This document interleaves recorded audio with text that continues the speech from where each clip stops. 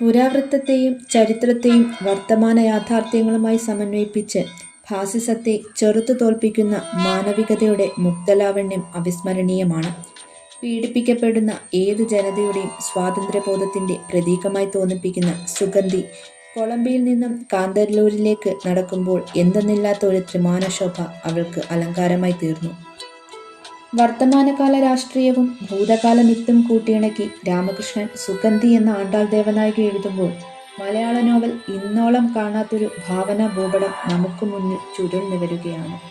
പാണ്ഡ്യസിംഹള യുദ്ധവരികൾ നിറയ്ക്കുന്ന ദേവനായകി മിത്തിൻ്റെ മായിക തീവ്രത പോലെ തന്നെയാണത്.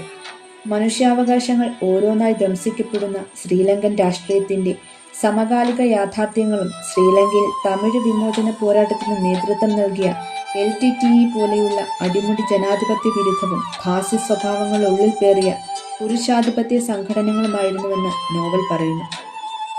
തമിഴ് ഈഴവ പ്രസ്ഥാനങ്ങളെ വെള്ളപൂശുകയല്ല രാമകൃഷ്ണന്റെ നോവൽ, മറിച്ച് നാം ഇന്നോളം കേട്ടിട്ടില്ലാത്ത വിധം ജനാധിപത്യ വിരുദ്ധവും ഏകാധിപത്യപരവുമായ ആഭ്യന്തര ഘടനയിൽ സ്വന്തം പോരാളികളെ തന്നെ കൊന്നു തിന്നുന്ന ഒരു ഹിംസ ജന്തുവിനെ പോലെ ഭ്രാന്ത് പിടിച്ചതായിരുന്നു ആ പ്രസ്ഥാനമെന്ന് ചൂണ്ടിക്കാണിക്കുകയാണ്.